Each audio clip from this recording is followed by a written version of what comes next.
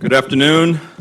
Welcome to Brookings. My name is Bruce Jones. I'm the Vice President and the Director of the Foreign Policy Program, and it's a pleasure to welcome you here this afternoon for our event with Nathan Gardels and Nicolas Berggruen, authors of the new book, Renovating Democracy, Governing in the Age of Globalization and Digital Capitalism. Seems like a particularly apt time to be talking about these themes today, and an extraordinarily important set of topics. I'm delighted in particular to welcome Nicolas back to Brookings. We've been fortunate to engage Nicolas at Brookings in several years as a member of our International Advisory Committee, and it's going to be wonderful to have him on stage with us today. In 2010, Nicolas, along with Nathan, established the Berggruen Institute, a nonpartisan think tank which seeks to address some fundamental political and cultural questions in our dynamic world, and in particular has become known for taking a long-range view on some of these critical questions. They focus on practical improvements on governance. Nicolas formed the 21st Century Council, the Council for the Future of Europe, and the Think Long Committee in California to design and implement good governance. And through these projects, the institutes have worked closely with leaders in this country, as well as with France, Germany, and Chinese leaders. They've also authored several books together, including Intelligent Governance for the 21st Century, A Middle Way Between West and East, which the Financial Times called one of its best books of the year.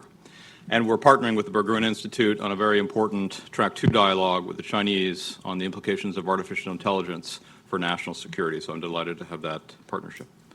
But today, they're here to discuss the themes and present the findings of their latest endeavor together, Renovating Democracy, Governing in the Age of Globalization and Digital Capitalism. And I think the book's themes lend themselves to a conversation on the core challenges facing democracies in the West, but also a trajectory of the role of democracy in other regions and in the international system as a whole. At a time when we all know full well that democracy is grappling with a number of issues internally, but there's also an increasingly important contest for the role of ideas and for the space for democracy in the international system. We spent a lot of last year looking at these questions and saw a lot of evidence of the interplay between the kinds of economic and political challenges that democracies are facing at home and the changing dynamics of international order on the other hand. These themes are in Nicolas and Nathan's book as well, but they also have a particularly compelling focus on digitalization and the implications for democracy, and I'm sure they'll talk about that today, along with political, economic, and governance factors that are challenging our states and our country and the system as a whole. They highlight the paradoxes of governance in a digital age. They look at the question that China poses, some things we can learn, some things we can't, and think critically about how to take back control in an era of hyper-globalization. Here to discuss these issues with Nicolas and Nathan is Indira Lakshman, who is the executive editor of the Pulitzer Center. She has covered presidential campaigns, she's interviewed leaders from around the world, she's reported from 80 countries on 6 continents, and she's been a Washington columnist for the Boston Globe, following 8 years at Bloomberg News as a diplomatic correspondent. She traveled regularly with Secretary of State Hillary Clinton and John Kerry.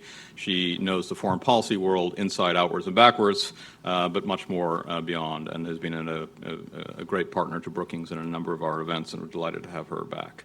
Before we start, I want to reiterate Brookings' commitments to its independence and just make sure we all understand that the views of the authors are theirs alone, but they're extraordinarily rich and interesting views. We look forward to hearing them, and we look forward to having Indira lead us through the conversation. So with that, let me ask you all please to come on stage.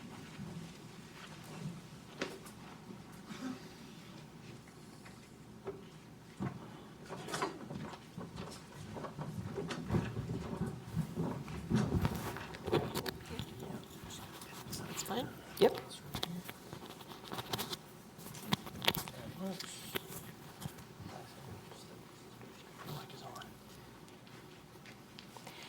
Well, first of all, I want to thank Bruce and Brookings so much for inviting me to take part in this conversation, and it's a real honor to get to speak with Nicolas Berggruen and Nathan Gardels, who are the co-authors of this new book, Renovating Democracy. Clearly, as Bruce opened by saying, this is quite a moment that we're talking about this, so we couldn't have picked, I think, a better week. But I want to take us back a little bit further than this past week and think about how the political tumult that has gripped established democracies and newly emerging governments in the US, Europe, the Middle East, and Asia has rightfully prompted concern, even panic, and a lot of deep thinking at places like Brookings and the Berggruen Institute about the collapse of the liberal order, democracy facing an existential crisis, autocracy rising, and what to do about it. So I can think of no better way to frame our conversation than with a quote from the authors that really summarizes the tangle of challenges and problems in a globalized, digitally connected world that have no obvious solutions. They write, "The rise of populism in the West, the rise of China in the East, and the spread of peer-driven social media everywhere have stirred a rethinking of how democratic systems work or don't. The creation of new classes of winners and losers as a result of globalization and digital capitalism is also challenging how we think about the social contract and how wealth is shared. The worst fear of America's founders, that democracy would empower demagogues, was realized, they say, in the 2016 US presidential election, when the ballot box unleashed some of the darkest forces in the body politic. Similarly, in Europe, an anti-establishment political awakening of both populism and right-wing neo-nationalism is consigning the mainstream centrist political parties that once dominated the post-World War II political orders to the margins. Donald Trump's election and the populist surge in Europe did not cause this crisis of governance," they write. They say they are symptoms of the decay of democratic institutions that have failed to address the dislocations of globalization and the disruptions of rapid technological change. The revolt against a moribund political class has transmuted into a revolt against governance itself. So for those of you who haven't read the book yet, that's a tidy little intro to their concepts. So Nathan, let me start with you. Just in the title itself, what does it mean to renovate democracy? There's been so much written about liberal democracy and its demise in recent books. So how is your position on renovating democracy? How does it fit into that conversation? First of all, thank you for reading that. It kind of says everything I was going to say. Awesome. But believe me, I have more to say, so don't worry about it. Let me just preface my answer by saying that, especially here at Brookings, here in Washington, a lot of the current debate has shifted to the backsliding of democracies around the world and the increased power of authoritarian leaders. So somehow it's been cast as democracy versus Russia and versus China, when in fact what the West should be focusing on is its own internal dysfunction and the way democracy works, which is why we call for renovating democracy. As you mentioned there... so you're like the Property Brothers of democracy. Yeah, exactly.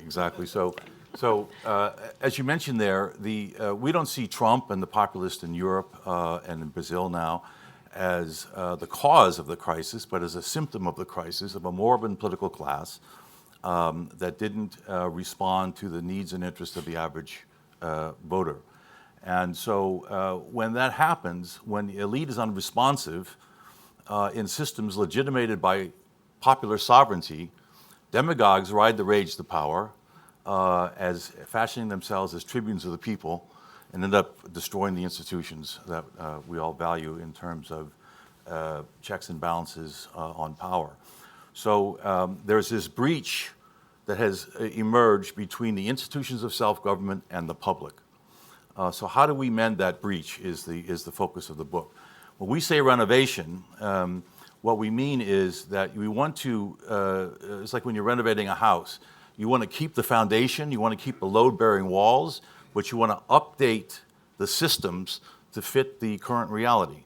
The current reality is the challenge from China. It's peer-driven social media. It's the displacement of labor and the bifurcation of the labor force because of digital capitalism. These have to be responded to in a way that engages the public. So renovation is taking what works, the founding fathers' ideas of separation of powers, of cool and reasoned deliberation vis-a-vis popular sovereignty, and figuring out how to frame or to craft a new way of doing democracy in the 21st century. And so we go in the book, I think you're going to ask some questions, we go into the book about how to do that. We discuss direct democracy, we discuss citizens' assemblies and ways of citizens for greater participation, but also to be sure that there's a deliberative filter there so that you don't end up just getting demagoguery, but you end up getting governance. So renovation means not tearing it all down. It means, as I think the populists are doing, for good reason, there's a revolt, but not tearing down the institutions that are central to the survival of republics. Well, I like sticking with the HGTV network analogy we've got going here about keeping the load-bearing walls up and just fixing the insides, making sure that the pipes and the electricity are up to code and up to standard. But tell us a little bit more about, when you say you're going back to the drawing board of democratic design, updating it for the 21st century, give us a little more detail about how that would provide more balance and governance than we have now for future generations. Okay. I think first of all, we come from California, and California is already a direct democracy. All the consequential decisions of the recent years in California have been made by voters directly at the ballot box. Citizens Ballot Initiative means several 100,000 people sign a petition. It goes to the public ballot and people vote. They can outlaw same-sex marriage, which happened. They can try to outlaw benefits to immigrants that happen, or they can try to stop gerrymandering and recreate districts by citizens instead of legislature. So we have a system already where it tries to engage the public. But the problem is that there is no filter, there's no deliberation between the public and the policy. And if you don't have that, democracy is as much about what happens outside the ballot box as what happens at the voting booth. It's all these questions of deliberation. For example, a referendum in Brexit referendum. Had there been a public platform for deliberation before the Brexit vote, and all the consequences we now know had been aired, the consequences would likely be much different. So as the public wants more engagement and more participation, and social media really fortifies, peer-driven social media fortifies discontent, it fortifies ideas. These need to be brought to the fore, but they need to be processed through cool and reasoned deliberation to make sustainable policies and policies that are fair for everyone. So in the book, we go through ways to do this. I don't know if you want me to go, I can go into detail on that now, if you like, but this is what we call participation without populism. Let's get back to that, because I want to ask Nicolas to drill down a little on something you alluded to, which is this notion of populist leaders calling for direct democracy, but how that can sometimes go awry, or depending on your point of view, I should say. But let's talk about Brexit as an example of that. Of course, the referendum did not need to be binding, but it was in the end treated by the Conservative Party as a binding referendum, and it's been hard for anyone in Britain to get around that thinking. So what do you see, Nicolas, as some of the potential pitfalls of direct democracy, using direct democracy to cope with issues if you don't have the larger system in place that Nathan referred to? So I think Nathan sort of summarized it, I think, well. A referendum or a vote itself, in essence, in isolation, is really too dangerous. It needs to be in context of something, and there needs to be deliberation and information before you have such a vote. And certain things should be delegated to government, and certain things should be in the hands of citizens. And the question is, what and in what context? And I think the context is important. In an environment, at least in the West, in democracies, where elections or voting on issues like Brexit become key, if they are entirely populist in nature, meaning a contest, as opposed to deliberative and really an input to government. And government should be for everyone, shouldn't be just for the ones who've won. If it's not in that context, it becomes incredibly divisive. And we've seen in recent referendums, recent elections, that it divides as opposed to unite. And at the end of the day, you can't build a future if you divide it. You have to come together in some ways. And so I would say the instruments exist, meaning referendums. We have the experience of it in California, but they're very blunt. And today it's irresistible on the part of citizens and also of government to engage citizens in direct democracy. It's going to be harder and harder with technology, with access to information, access to communications to stop that. The question is, how do you engage citizens in a way that's constructive? How do you inform citizens? How do you make sure that issues like Brexit or others are deliberated so people understand the unintended consequences so that they vote in an informed way and it's not just a populist contest? So that's the difficulty. It's the opportunity, but also the difficulty. If I could give an example, just Yes, an example please. of that, just to be concrete, is what happened in Ireland. In Ireland, there were several questions that the Parliament wanted to have the country decide, including a highly emotional issue of whether abortion should be outlawed. Section 9, I think, of the Irish Constitution. So rather than just throwing a referendum out there that says, what do people think? They first convened a series of citizen assemblies, which are scientifically randomly chosen citizens that represent, the demographics and the gender and so on of the whole society, that met over a period of weeks with moderators and with like a trial with pro and con, with the prosecution and the defense and with experts that would manage on this very polarizing issue to come to a consensus. In their case, the consensus was that we're not for abortion or against abortion, but it shouldn't be outlawed in the Constitution. This was a way in which a highly volatile issue was taken and polarization was reduced, a compromise was reached, and it was removed from the Constitution. So, Strikingly, there was only one county in all of Ireland. In such a conservative country on the issue of abortion, there was only one county that voted against that Exactly. wanted to keep abortion illegal. Exactly. Now in Britain, we don't know. There's not only a crisis of democracy or constitutional crisis in Washington, but also in London and in Great Britain. We don't know what's going to happen with the Brexit deadline, but the former Prime Minister Gordon Brown, several members of the select committees of the Parliament are proposing a citizen assembly to deal with the referendum issue. Either if there's a second referendum or if there's a confirmation vote, how to work through these issues in a way where you're outside the heat and the passion of electoral contests where parties are vying for power and the citizens themselves have a chance to be informed and to come to a consensus. Because in most cases, as everyone here knows, when partisans are vying for power, things get split and things get extreme. When you're not vying for power, but your citizens on the ground tend to be more practical and more pragmatic, and you can reduce. So this kind of process, this kind of participation without populism, we think is an important element for the future of democracy, precisely because there are more players than ever before in the political fray because of peer-driven social media. So you now have an environment which is very different from the Founding Fathers and very different from when direct democracy was introduced in California, for example.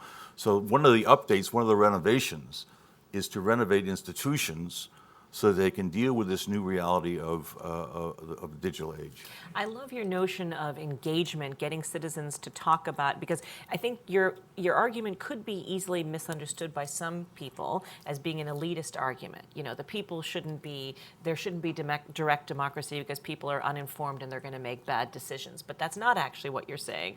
You're saying that everyone should be informed and do this in whatever way you come up with. You give the Ireland example of these scientifically chosen, let's not say polling groups, but groups of people almost like, groups that a polling company might use, but instead actually trying to inform them rather than just react to whatever they say their preconceived ideas are. Yeah, we have to deal with the reality that everyone thought that the internet age would mean a more informed public than ever before. Instead, we all know we have is fake news, alternative facts, Which are lies. disputed data. And so actually the public discourse is much more complex now than it was before. So you need more than ever these impartial institutions of deliberation to cope with this new information ecosystem. Well, clearly, the internet gives us both more access to much more information, and in some ways allows us all to be more engaged, but it also spreads a lot of misinformation, and so it has a force for both good and for bad. But I love the idea of engagement. Actually, what we do at the Pulitzer Center is that we support in-depth journalism, public service, investigative journalism, with the objective of having it be for global engagement so that people and communities can read it and make something out of it. And that is exactly what you're talking about. The problem is that's tough work. And that's why it's so easy for partisans and populists, but partisans of all kind, to jump in and make elections really electric in a bad way without information underlying them. So I mean, I think what you're talking about, this participation without populism, is a great idea, but the implementation of it is sort of hard work that we're not really used to. Right. I mean, it's hard work of like, how do you get people to come to these community meetings? How do you get people to give up an evening when they could be watching baseball or The Bachelor or something like that and actually show up at a community meeting and talk about something important? So you've touched on this participation without populism. Do you want to talk about the other two P's in the book, pre-distribution and positive nationalism? Sure. So in the book, we to go back to my first comment, that what we really need to focus on is what's happening inside democracies of the West, instead of just focus on some battle with the authoritarian states. So in the book, we link these three themes, the three P's: participation without populism, pre-distribution of wealth instead of only redistribution, and positive nationalism. Participation without populism is what I was saying, is that because social networks have brought more players into the political fray than ever before, never has the need been greater for impartial practices and institutions to sort out the cacophony of voices, the welter of conflicting interests, and the deluge of contested information.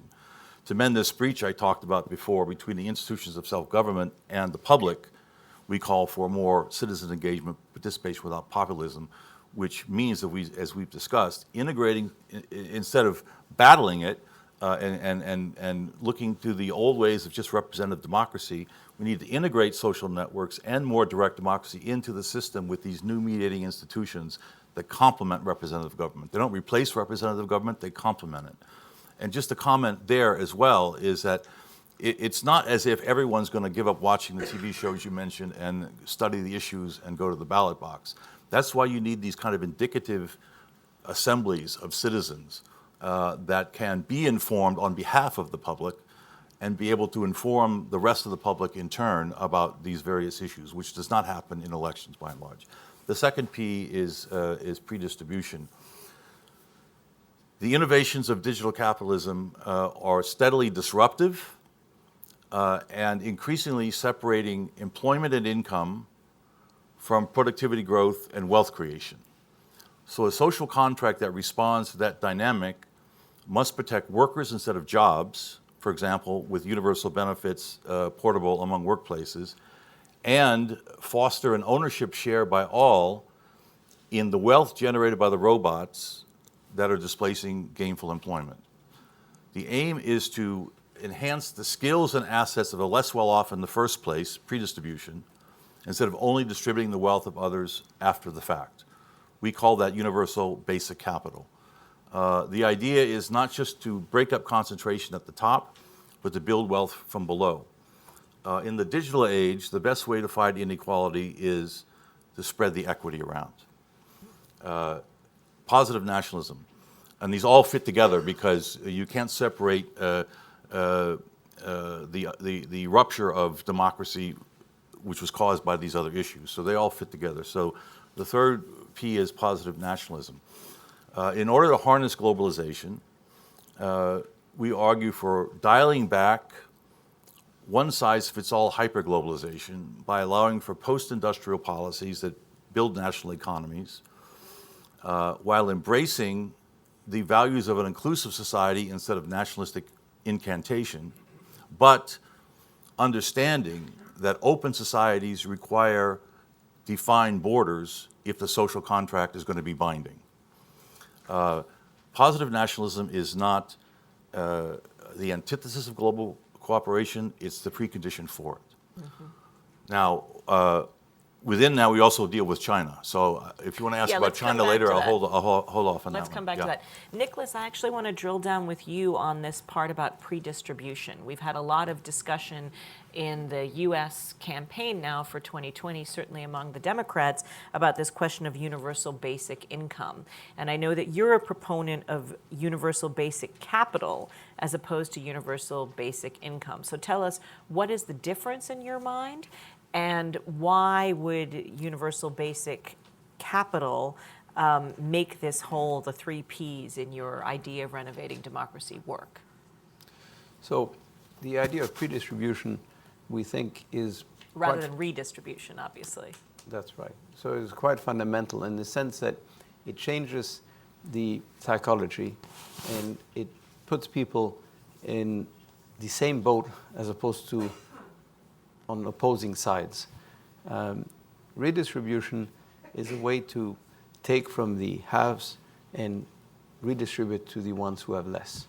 But what about, as opposed to having a fight between those two camps, what about having everyone own the future, including the state? So it's not just citizens, but it's everyone together. So it's a virtuous environment as opposed to, frankly, a vicious environment of opposition. So in an environment where digital goods are more and more valuable, you are likely to have more and more concentration of wealth. And capital and workers will own actually less and less of the value that's being created. IP, intellectual property, is becoming more and more valuable. So in essence, you could almost say that the robots are becoming more valuable. And it's been proposed that you tax the robots. Why not? The idea here is, as opposed to taxing the robots, own the robots. And as an example, if you start a new, let's say Indira starts a new company and becomes a new Google, as opposed to you owning 100% of it, you own, let's say, 70% of it. And 30% goes to a fund for all citizens. What happens? If you're successful, you're going to be very happy. If you own 100% or 70%, won't make much of a difference. But the 30% that goes to everyone, and this could be in lieu of taxes or in lieu of lower taxes, will be to the benefit of everyone, meaning citizens, and very importantly, also the state. So you have everybody in one direction, everybody in the same boat, as opposed to some are inside and some are not inside. How would you address the problem that would instantaneously come up? Opponents of taxation would say this is just a new tax. This is a 30% tax on my intellectual property. I came up with this idea. I did it. And why should I have to give away 30% of the revenue that's coming into my company, or 30% of the ownership of my company and everything that comes from that, to just random people I don't know? How do you address that question? One way or another, if you're a participant in an advanced society, you're going to have to share. But a lot of people here taxes. don't like to share. No, well, but you can't build a future if you don't share. And you can't have customers and employees and competitors, state, etc., without having some social contract. And the social contract historically has been through redistribution, through taxation. So the idea is make taxation less of a factor, make ownership, which is much more productive, much more empowering, much more positive, the factor that drives value and sharing. And to both of you, how would you get this through a system where Republicans in Congress would definitely say this is worse than taxation, this is socialism? That's what they would say. But it's capitalism. It's socialism and capitalism together, if you want, in the sense that it's capitalism because it's ownership, and it's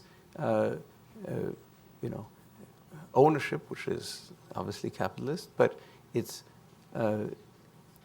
sharing, which is a social good. Taxation accomplishes the same thing, but it's after the fact, and it's always a fight.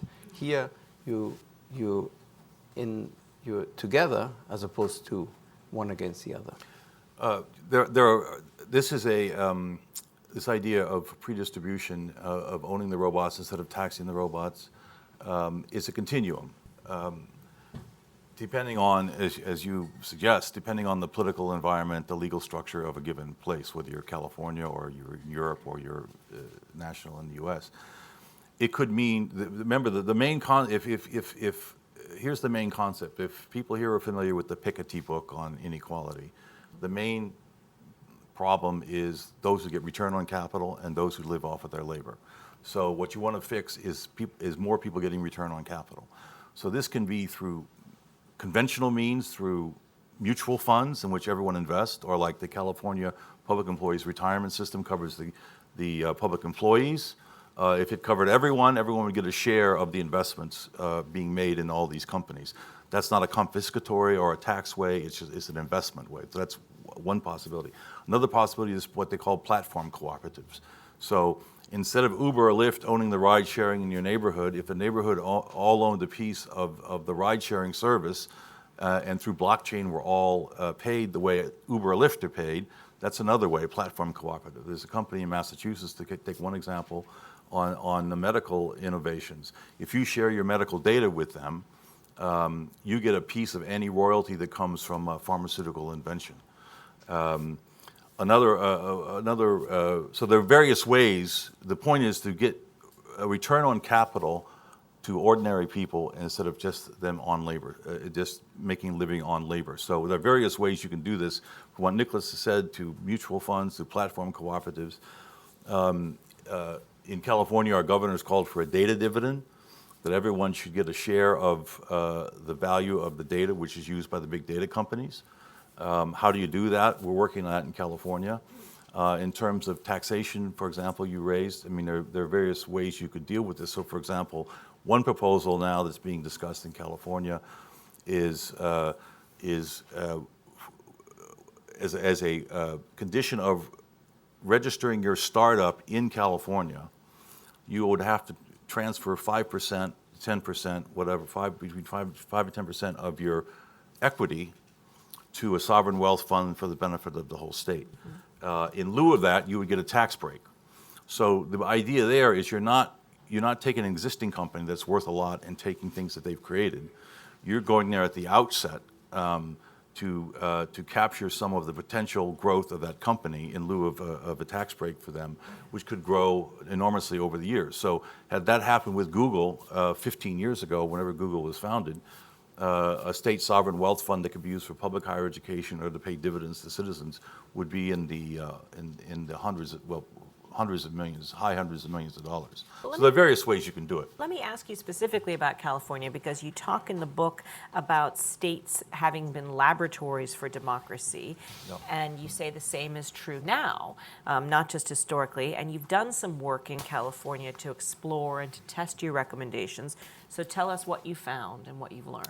Well, what we do in the book, to go back to the renovation point, what we do in the book at one point, I think one of the more interesting parts of the book, is trace the different stages of American democracy. The first turn of American democracy was obviously the Constitution, but the Constitution came about as a result of years of Constitution writing and building and experience in the independent states before the Constitution was signed in 1789, between 1776 and 1789. It's when John Adams and the others came up with their constitutional principles. So those were devised in the crucible of the states. And what they came up with is of course, they didn't like democracy at all because of some experience in the states of direct democracy in Pennsylvania and some fiscal issues. And reading the Greek and Roman antiquity, all the founding fathers opposed democracy. Democracy is a way of governance. Democracy is not in the Bill of Rights, the Constitution, or any of the founding documents, because the founding fathers didn't like it. They preferred a republic in which you had delegated authority that checked popular sovereignty. So that came out of the states. Then between the Constitution, 100 years later, the next set of innovations came in the states again in the progressive movement. The progressive movement emerged in the turn of the 20th century, in the late 1800s and the turn of the 20th century, out of the same kind of environment we have today. Technological upheaval, the growth of cities, industrial revolution, new rights have to follow new technologies.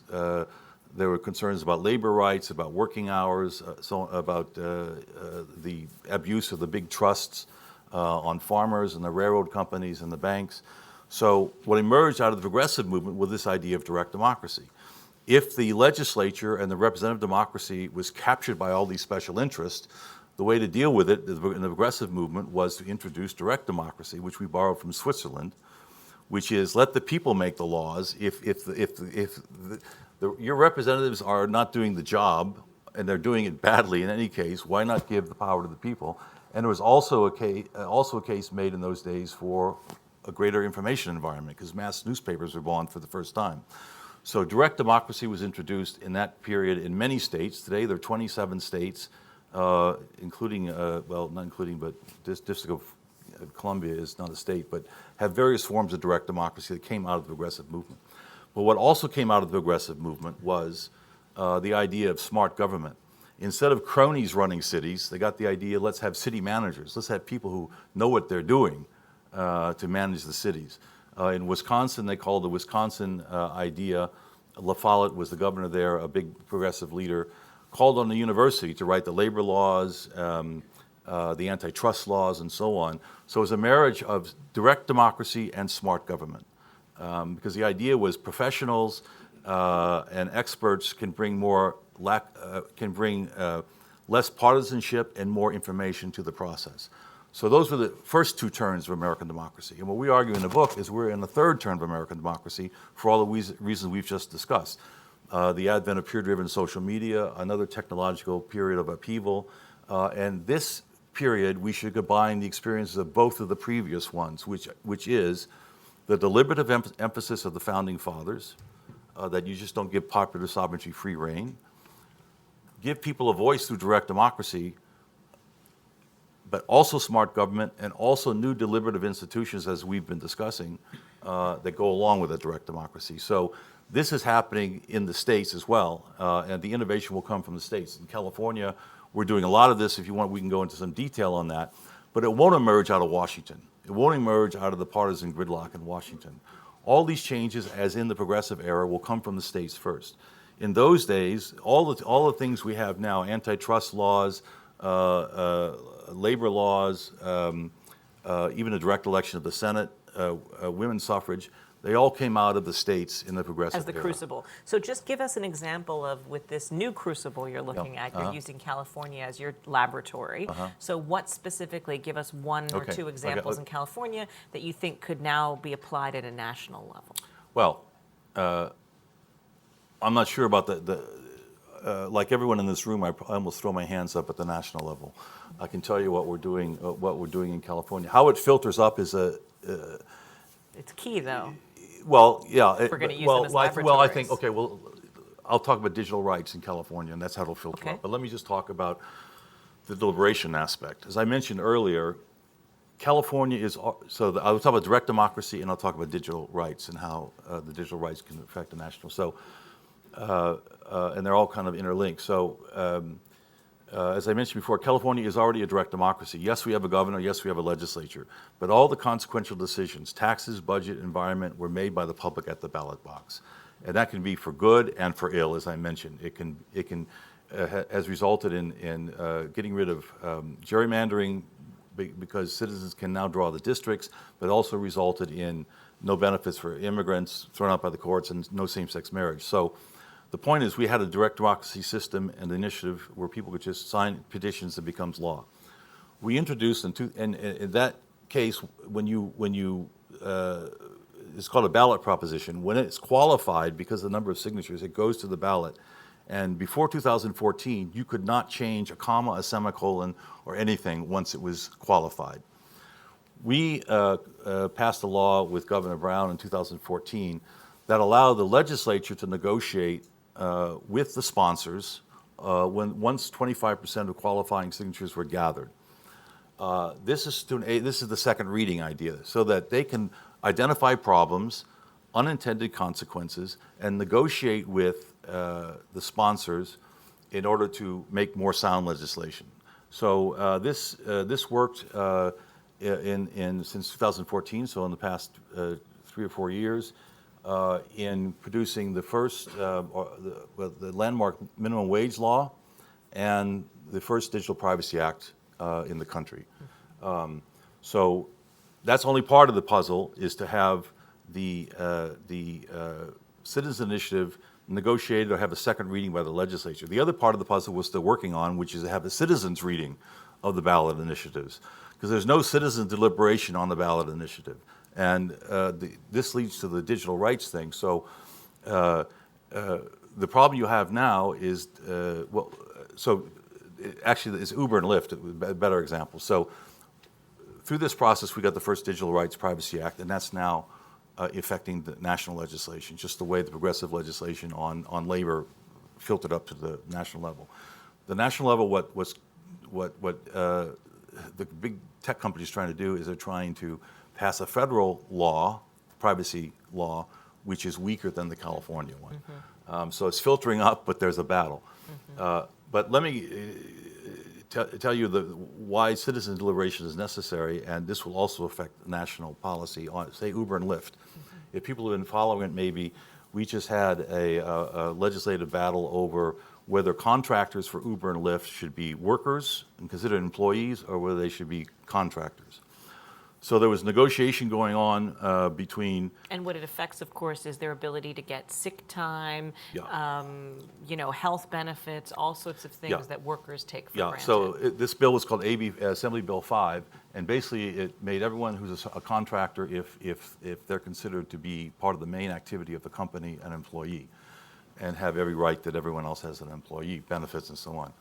There was negotiation where with some good ideas where the Uber and Lyft and some of the others wanted to have sectoral bargaining instead of company by company. They were willing to offer $27 minimum wage and some benefits in a category between worker and between contractor. That really didn't go anywhere in negotiation. But the point I want to make here is that the citizens were not present anywhere in this battle. The unions were on this side, and the big companies were on that side. And interestingly, many of the drivers were on the side of the companies because they were worried that then they weren't going to be allowed to have the hours that they needed. And the flexibility and so on. More the hours, because then they would be counted as a full employee and the companies wouldn't want to give them those benefits. So they were worried about loss of income, and other people were worried about flexibility. So it's a complex issue, and it affects the public. But the public, I'm sorry for being so detailed here, but it matters in discussing democracy. So Uber and Lyft failed, and the legislation sponsored by the unions passed. So now what's going to happen? Uber and Lyft are going to the initiative process to gather signatures from the public to try to overturn the law. So my point is that you have Uber and Lyft, and then you have the unions, and the public who's going to be affected has no voice in it. And shouldn't the public have been involved at the outset to understand what it is that they're voting on and so one of the things that we're trying to do is put together a citizen assembly between now and the election next November, in which citizens can discuss this in one of these assemblies like the Ireland one I discussed, so their voice is heard in this process. My suspicion is the public will come out in a compromise rather than one side or the other. But that shows the complexity. But in both of these cases, all three cases, minimum wage, digital privacy, contractors versus employees, that'll all filter up policy-wise to the federal level. Right. Nicolas, we've been talking a lot about peer-driven social media. In the book, you talk about it a lot. And I want to ask you, jumping off of Uber and Lyft, what do you see as the role of social media companies, technology platforms? You're in California, where they're all based, in terms of both the challenges we face. Let's not forget 2016, the elections both of Donald Trump and Brexit were marred by all sorts of misinformation that was spread on platforms. So what do you see as their part in the problems that democracy faces now, or in potential solutions? And given your proximity to some of them, Facebook, Google, and others, Twitter, what is the sense you get from talking to people there about their willingness to cooperate and do something in a constructive way? So I think they're both a problem and a solution. And I think that people mistake, in my mind, the social media platforms as being sort of actors.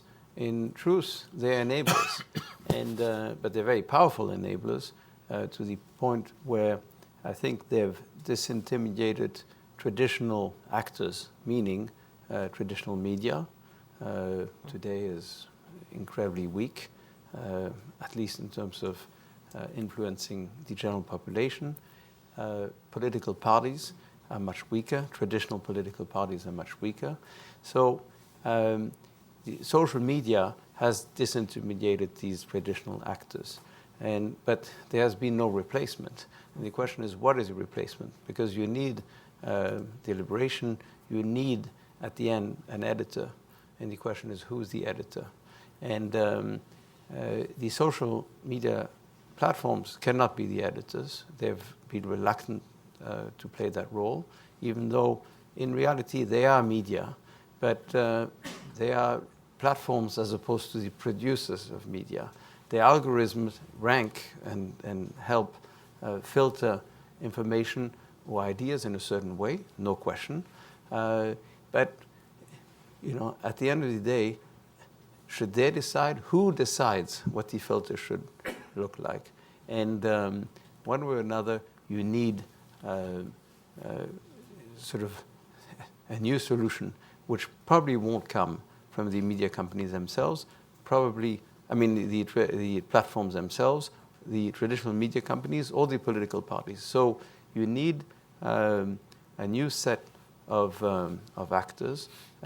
Part of what we propose are these deliberative assemblies, citizen groups that will inform the general public as to different issues, all the issues that Nathan mentioned. Everything from Uber, Lyft, or privacy. These are the kinds of things that really at the end are going to affect all citizens. So you need deliberation, and you need bodies that inform citizens and engage citizens. Then the representatives that have been elected and the administration that's been appointed should be responsive to the findings and the recommendations from these bodies. But you need a much more, I would say, dynamic form of government, which is not just elections, representatives, and a bureaucracy. You need to engage citizens in a way that's smart, informative, that uses social media platforms because they're there to stay. They are incredibly powerful, but again, they're just an instrument. So if done in the way that you're suggesting, where there would be these deliberative citizen assemblies that would get together and hopefully, learn from fact-based information, whether it's gathered by reporters or gathered by think tanks or other places by governments, they would learn from this knowledge, and then, in your view, what would be the best possible outcome? Are you talking about regulating social media platforms? Are you talking about social media platforms being forced to hire journalists as editors? What is your best case scenario for how the problems that we've seen repeatedly year after year influencing elections in a bad way, how could that be addressed? Well, I think the idea of having citizens' assemblies or deliberative bodies inform, meaning giving access to them and sharing that information, I think is very important. The social media platforms shouldn't do the hiring. They should just give those bodies a voice, give them the sort of information rights, and disseminate them because they can. They shouldn't be the ones who are managing the process because they've been reluctant to be media companies. If they're going to be media companies, they have to take the position, but they're not media companies in terms of Although, as you say, the way. they mediate all the information we get, and traditional media companies, even the most So there should be successful certain ones, there should are be certain dependent on them. standards. There should be standards. In reality, the big social media platforms have become utilities. So there should be a level of regulation in terms of giving, a certain amount of information, different voices a chance to participate, and there should be a level of regulation that informs citizens, that gives the different voices a chance. So that, I think, will need to be done, and the media, the networks themselves will not create it. It'll have to come from the outside. Just speaking to Pulitzer, head of the Pulitzer Center, one thing we say in the book is we should go beyond the third-party monitoring, which the companies are doing, to creating a stream of revenue for the fourth estate, meaning traditional journalism That would be nice. that knows how to sort out the facts and so on. One other comment I would just make about what they can do now with the third-party monitoring, and I was just speaking recently about this with Eric Schmidt from Google, is if you have he used the case of something that happened with Macron when he was running for president of France.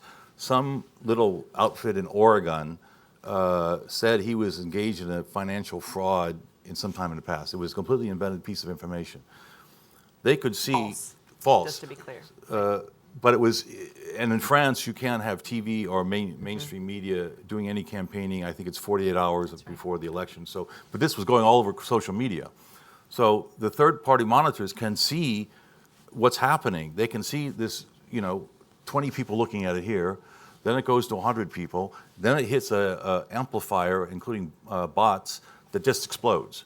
So at this point, it's possible for them to put in speed bumps because the problem is the virality of false information, and they can stop the acceleration of the information and the virality of it because you actually see you see a map of the internet, and the monitors can do it.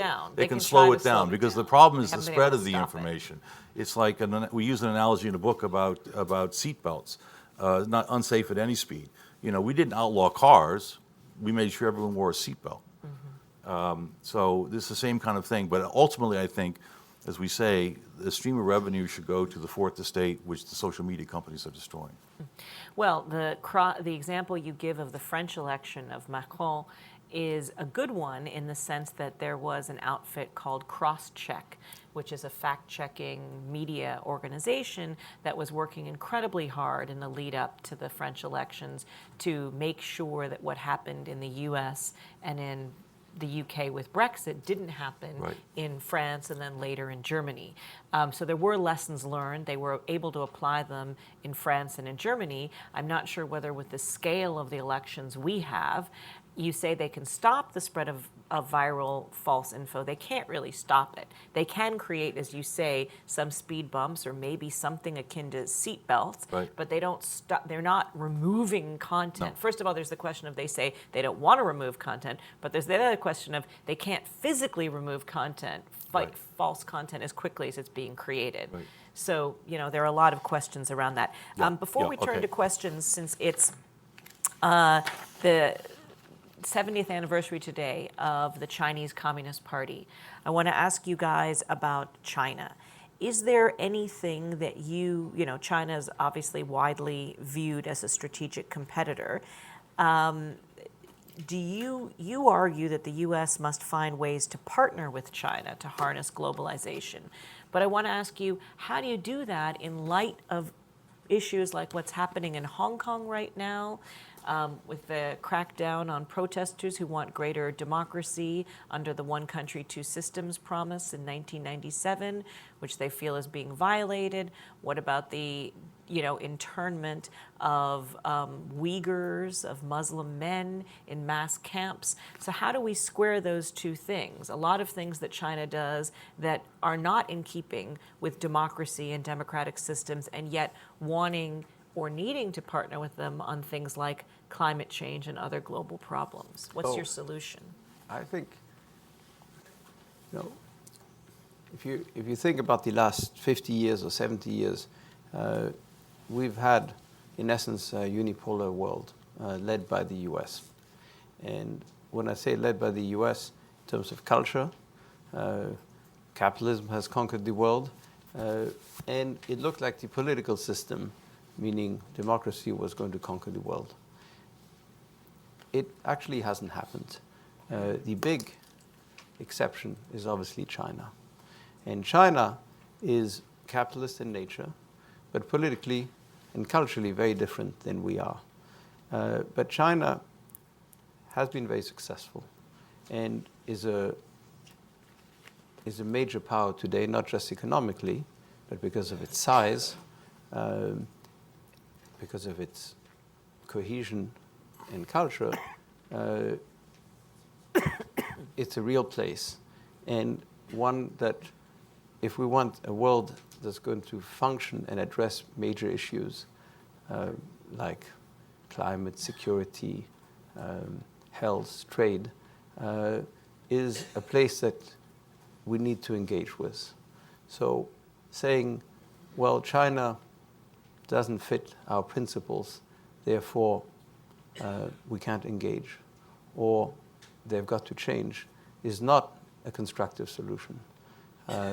We may not agree with a lot of the things that happen in China, but who are we to change it? This was precisely my question to you. I was based in China for 7 years. I was the Asia bureau chief for the Boston Globe. So I spent 7 years living in China and covering China. That's exactly what I'm asking you. Given that on the one hand, there are a lot of things that we don't want to learn from China that we don't agree with, at the same time, we need to partner with them on issues like climate change. So how do we do that in a way that is effective for the world for solving global issues, but is also not undermining of democracy and democratic principles that we espouse? I think you have to call China out on the Uyghur camps, on Hong Kong. We say in the book, take a stand, don't take sides. Don't create a new Cold War, but take a stand on those issues. But the larger context, I think maybe what you're asking is that, at least in my view, and we have a long section in the book on China based on several meetings with Xi Jinping and the leadership there over the years. Conflict with China is as inexorable as cooperation is imperative. Mm-hmm. Conflict mainly because, yes, the Uyghurs, yes, Hong Kong, but conflict mainly because of the race for technological dominance. Because information technology, especially AI, is not just another factor of production like machine tools. The flow of information, the control of expression is at the heart of the divergence between East and West. Mm-hmm. There's no escaping that conflict. Cooperation, as you mentioned, because of climate change. So one thing that... Or Afghanistan, or so many other things that we've cooperated with China on. So what we argue for is, given that reality, the best way we can affect China is to get our own act together and show democracy can work by other than we can have a governing consensus by other than illiberal means. But in the meantime, what we call for is a partnership of rivals with China. You have to recognize this conflict, but call for a partnership of rivals, particularly on climate action. If there's not some area of common intent around a convergent interest like climate change or global warming, all else will dwell in the shadow of distrust and will break up into geopolitical blocks again and worse. The U.S. and China may well survive the decoupling of their economies from each other, but the world won't survive the decoupling of the climate face of the two largest emitters on the planet. So one thing that we're doing practically is we support a project that was announced last week at the UN with former Governor Jerry Brown of California and Jia Zhenhua, the top climate official in China, to work together on climate issues.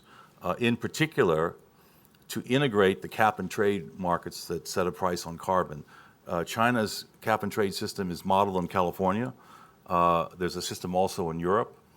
And so the idea is to structurally, despite deterioration of relationship in other realms, to create a structural link on climate with China. In the book, we refer to it as a kind of a preemptive coal and steel community in Europe back in the 50s. That was put together after the war so that enemies could figure out how to cooperate by economically linking to each other. This is kind of a preemptive thing because we're moving into a period of conflict and we need to have some link that's a common interest, or the whole thing will just fall to pieces and we could even have war one day. So I think the way you practically have to do it is create an area in which you can have a partnership of rivals. So all else is not just lost. Well, in a way, what you're describing is what the Obama administration did in many different sectors over 8 years.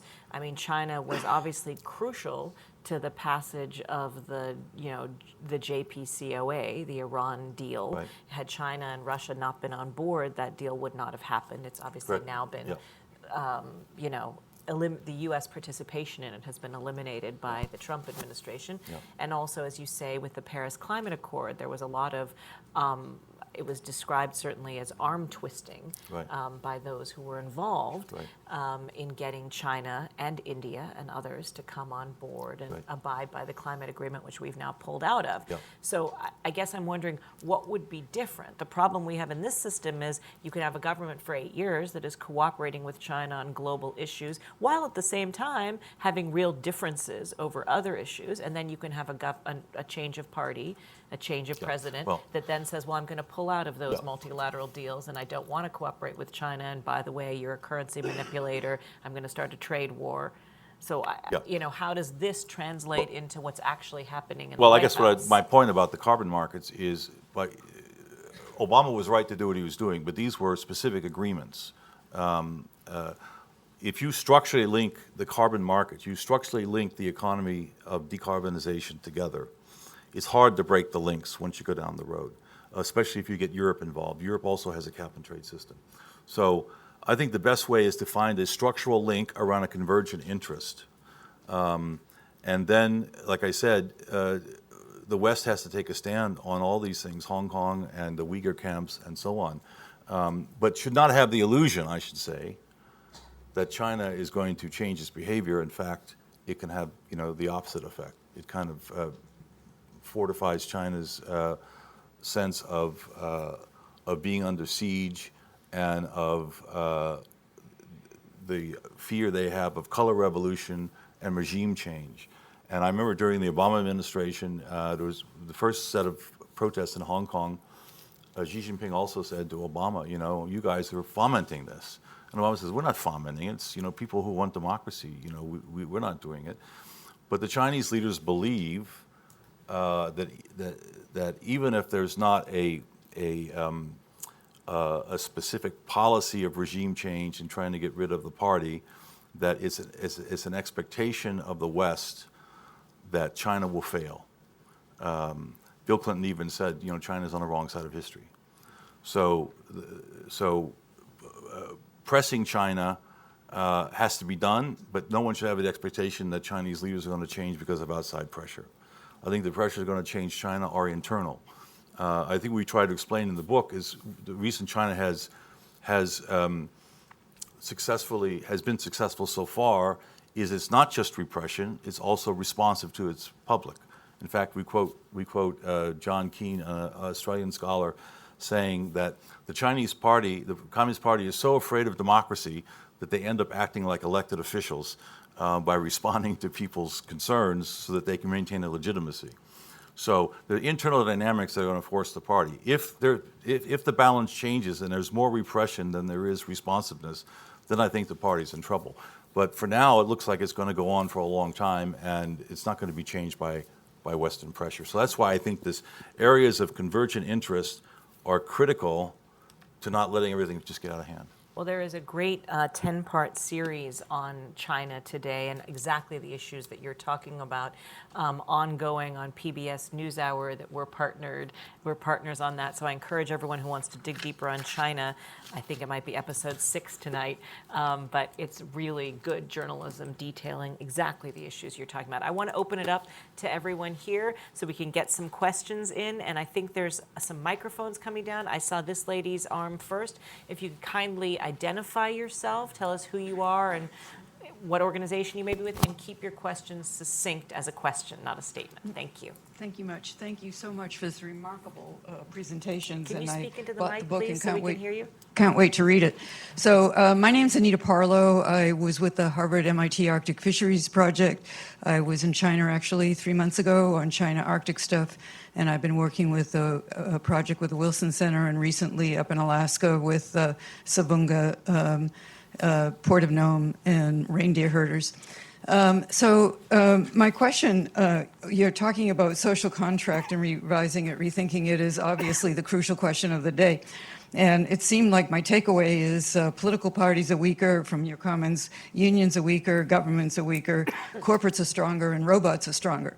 So I guess what I wonder is, if you look at, so how do we move to a next kind of step that moves outside of this process that we are in that seems not very productive?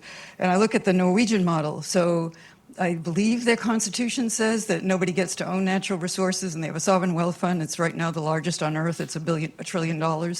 And you look at their corporate structures, which include stakeholders from communities, unions, et cetera, et cetera. In the conversations that you're having, I wonder if there's a sort of a corporate dimension here to democratize corporate process, so that decisions are not just made by shareholders and corporate boards. And I guess that would require some amount of change in the law to meet your social contract. Forgive my length. Thank you. Well, I think what we've talked about with redistribution is in that direction. But it's really sharing the ownership, sharing the wealth. Norway does it by sharing sort of the country's wealth, meaning oil. And you could argue that the new oil is data. And that's what this country has been, let's say, at the forefront of. Frankly, China is doing the same in their way. So just repeat what you said, that the new oil wealth is data. Okay, just wanted to make sure everyone got that. IP is becoming more and more valuable. And the question is, who owns it? If you are a user, frankly, you work for the networks. You work, if you're on Facebook, you work for Facebook in essence. And the question is, you get a benefit from it because Facebook is in essence a utility, but you don't own a piece of it. And the question is, should you own a piece of it or should you get a dividend from it? The dividends are going to be, frankly, quite small. But the ownership is very valuable. So the question is, can you give everyone a participation in the wealth creation? The other question is, who controls it? And there, I think it's a little trickier, because if you have the state control or have a voice in how these businesses are run, you are at the danger of undermining the dynamism of these businesses. I mean, one of the things, for good or for bad, that capitalism has produced is sort of creative destruction, which means that you allow the new, and this country is more dynamic than others. China, frankly, has been very dynamic too. Europe, the place where I come from, is, I would argue, much less so. And state, meaning countries, have been much more involved in their capitalism. So I would argue keep market forces very alive, but share them as opposed to concentrate them. Okay, there was a lady here who had a question. A microphone is coming.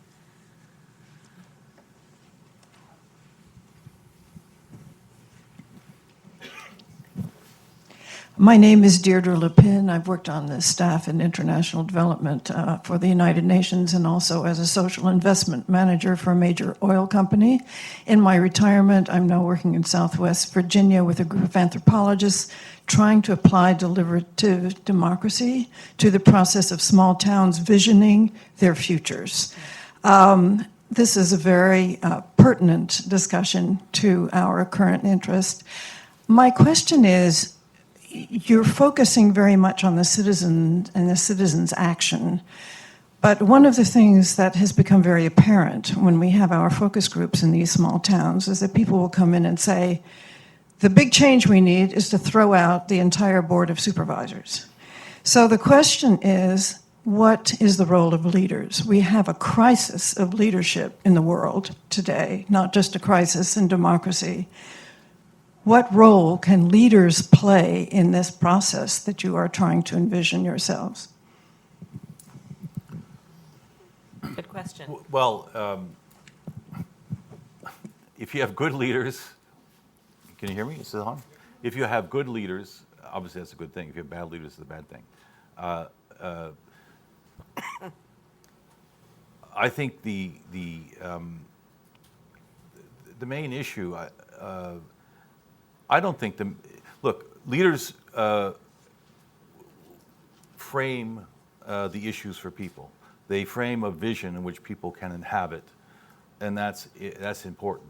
But I think in this day and age, it emerges out of more citizen engagement, not irrespective of citizen engagement, and based only upon the parliamentary mix or the party mix in a given legislature. I think the citizen engagement is critical to developing leadership and to developing vision, but particularly at the local level. I know when people always say we need leadership, it's kind of, I always say, well, duh, yeah, we do. But how do you get the leadership? I think you get the leadership through engaging the public in this moment, because the parties, we even discuss post-party politics. Parties are no longer the venue for aggregating, or less and less, I should say, for aggregating collective preferences. You need other mechanisms to do that. And there can be leadership in those mechanisms and not just in party politics. This is not exactly what you were asking, but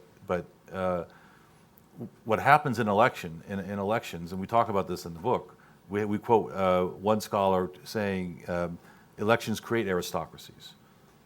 Because the problem is that citizens are busy with work and family and whatever, the ordinary citizen. And so the people who dominate politics are the organized special interests who have the time and money to make things happen.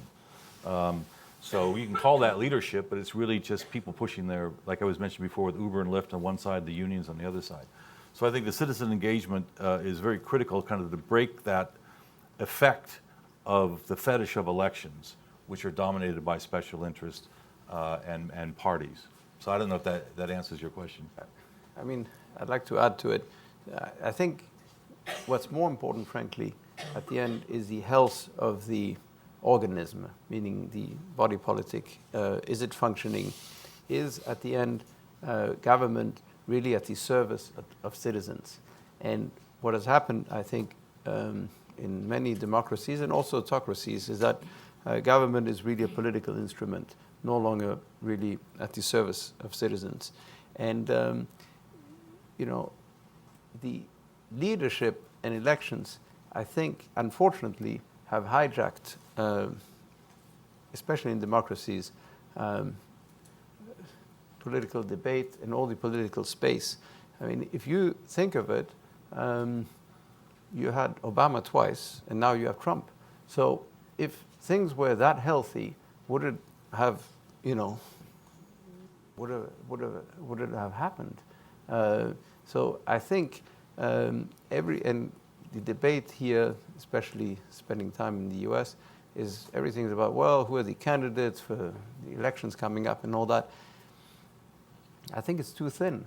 If you think of countries, granted, that are small, and you can criticize them, that are reasonably well run for the average citizen, you could think of a couple, one a democracy, one an autocracy, Switzerland and Singapore. They really run for citizens. If you ask people in Switzerland, who is your president? Most people don't know. Actually, it's a roving presidency. In Singapore, you had a leader for a long period of time, but after that, it's really a service organization more than a political instrument. So again, two countries have been able to depoliticize their governance. Not easy, but they've achieved it. And you have much less, you have a lot of citizen engagement in Switzerland. You have it in a totally different way at the local level in Singapore. So you have a lot of citizen engagement, but you have a very depoliticized environment. All right. I'm going to take a couple of questions now so we can get more folks in. This young man right here first, and I'll write down the notes, and then we'll keep going with a couple other questions. Yes, I'll come to you. Yes. Hi. Thank you very much for coming out here. I'm Eric Redburn with ALEC, and my question is, in the wake of growing political apathy with a lot of citizens in America, how would you reconcile that with a need to connect them with policy? Thank you. So you're asking about how do you connect citizens with policy so they're not apathetic? How do you combat the growing political apathy? How to combat political apathy. Okay. And there was a gentleman over here. Excuse me. Thanks. Hi, I'm Bill Sweeney, past president of IFAS and now teaching at American University. And my question goes to your representative assemblies. Do you envision these all being in-person meetings? And if they're not in-person meetings, then how do you deal with the false news, the privacy issues, the bots, the whole mess on online meetings? And that's a particularly important question if you're trying to engage people, particularly people who are under 40, under 30, definitely in their 20s, as to how they engage socially and politically. Good. And let's take one more. There was someone else I saw back here. Yes, this gentleman I saw first. Thank you. I'm Joel Sherman. I'm just a private citizen. I was interested in following up on your question because it seemed to me that your point about citizen involvement was intended to mediate the potentially negative effects of direct democracy by getting more filters and more informed discussion. My question was, who organizes these? And to the extent that it is a governmental entity, don't you run the same kind of issues of distrust that's led to the populism in the first place? Thank you. All right, so let's first take the young man's question about how to combat political apathy. Well, actually, all three questions are related, I think. Sure, especially 2 and 3. Yeah. So to answer the last one first, these are very technical issues, but I mean, the organizations that do these kind of things, like in Ireland, and they do a lot in Australia. We have a deliberative polling in California. They go to great lengths to ensure that there's no active political parties, that there aren't the thing's not gamed, that the information is not skewed. It's like if you go to a jury at a trial, your expectation is that it's going to be fair because the rules that are set up. So more or less, it's the same process. I mean, we can talk about how to do that, but it's critical, exactly what you say. In fact, I was not long ago in Scotland, and they're going to have a citizens' assembly on whether they should have an independence referendum, depending on what happens with Brexit. And the concern there is exactly that it's already stacked for the independence side. So I think the issue is critical, but I mean, there are technical ways that you do to make it, it has to be fair and impartial, otherwise there's no legitimacy to it. But it relates to these two questions, because citizen apathy is related to not having an impact. So one of the problems that comes up with deliberative polling is, okay, that's what the public thinks, so what? If the legislature doesn't pay attention, or if it doesn't affect the ballot process, then people say, you know, why am I wasting my time? So it has to be linked, these deliberative bodies need to be linked to real power and real decisions. One of the reasons the Ireland thing worked was it was requested by the Parliament. The Parliament didn't run it. The Parliament requested that it happen. And it was organized by one of these impartial groups with moderators and so on. So if the public feels that it's going to have an impact, because in that case, the Parliament had to consider what the assemblies decided. So like in California, when we were thinking of these citizen assemblies, one of the issues is we don't just want to have people say that, you know, what their opinion is after being informed. We want it to actually be in the process. So we want it to be integrated with the Secretary of State, who puts it on the ballot, on the voters' ballot, so that it goes front and center to the voters when they vote. So on the online, and these are also related about the impact. So online, there's a lot of experiences, crowd law in New Jersey. The woman who's the digital commissioner there, I can't think of her name right now, but they do these crowd law experiments where they're online. In Taiwan, they do it a lot, where you have online mediators, you have the same kind of random selection of people that you would have in a physical meeting, and information assured and so on. And the Five Star Movement in Italy, which is an online internet party, actually does the same thing. They have, and people engage in it because they know that it's going to have an impact because they're linked to the government, to the parties in the government. So in the Five Star Movement, citizens, say you have an idea for a law, you propose it online, and the other online members vote whether it's a good idea. Then it goes to experts to kind of sort out what the legislation might look like, or what the ideas might look like, and it goes to the Parliament, who draft it into law, and they come back to the citizen to be sure it's what they're looking for. So the whole process, there are many places around the world where people, especially at the local level, are trying these types of things. But the apathy will be diminished to the extent people feel they're really having an effect. You just don't want to do an opinion poll and they call you, when you're having dinner and say, what do you think? Who cares? It's about deep engagement. We had one last question right here, if this gentleman could have the mic. And we can make it quick so we'll adhere to time. Yes, sir. Yeah, I'm Ben Barber. I worked for the Washington Times for a number of years and for USAID and for the Huffington Post. And I now write for News Decoder, which is a Paris-based wire service run by a bunch of Reuters retirees. And the question is this, is that I did an article a couple of weeks ago which pointed out that 10% of the journalism jobs in this country would disappeared in the last 10 years, from about 70,000 down to about 50,000. And all the evidence is that it's going to continue to go downhill. So how can you inform the public if they don't want to read newspapers? And my kids don't read newspapers. And apparently the indication in this polling of journalism jobs indicates that a lot of people are not reading the papers. So how can you inform the public? And the other thing is that with the fake news, when you go online, everybody's citing to me this and that information. I said, who said it? They don't know who said it because it was on the internet. So how can you... Well, I can take a stab at that as the journalist on the panel. One thing is the numbers are far worse than what you say in terms of newspaper jobs.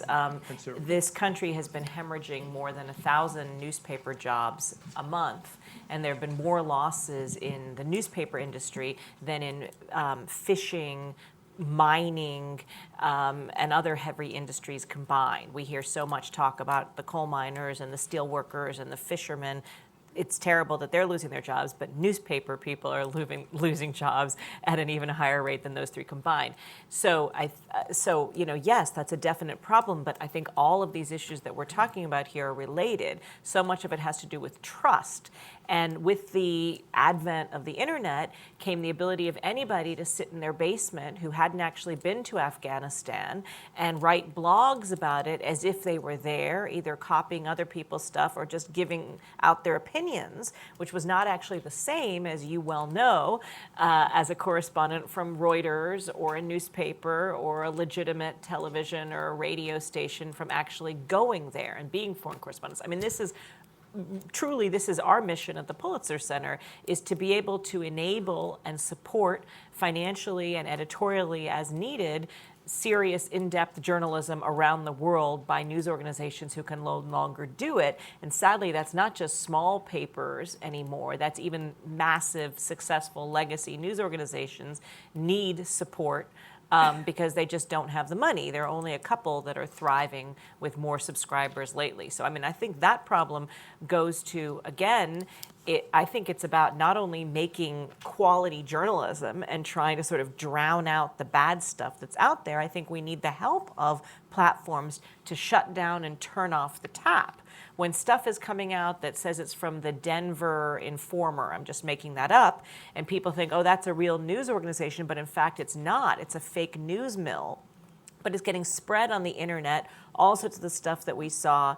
I mean, that's an entire conversation we could have about misinformation, where I could show you on a board the top 5 and 10 fake news headlines of 2016 versus real news. And I can tell you that in the 2016 election, the top 20 false headlines about the election outperformed the top 20 real news headlines from organizations like the New York Times by 3.4 million more pieces of engagement about the false topics. So this is a bigger problem we have about people not understanding and trusting what is legitimate, but it's not just a media thing, it's institutions. There's been a decrease, and every study that you look at shows it, that it's not just that people trust media less, they trust government less, they trust business less, they trust almost every institution less. So if you guys want to jump in and say, what do you see as fixes for rebuilding trust in critical institutions that underpin our democracies?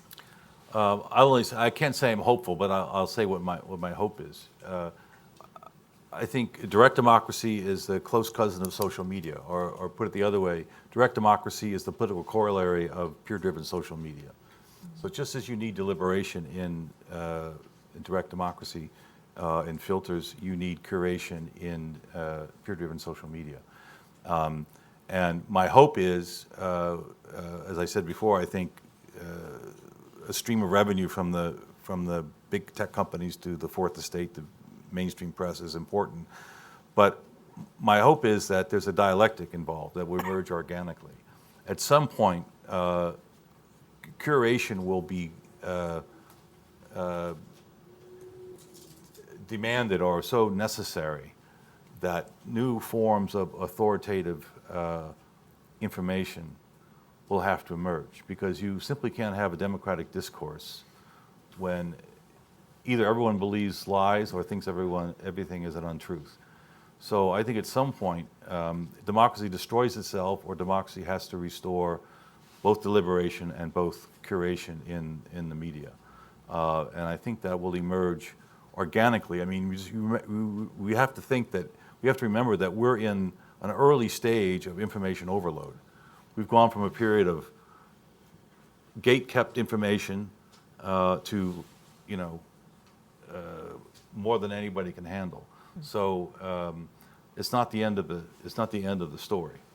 And I think that curation will have to emerge, or democracy won't work. Well, that's a wonderful note to go out on. Please join me in thanking both Nathan Gardels and Nicolas Berggruen. Thanks for watching. Be sure to like and subscribe for more videos from Brookings.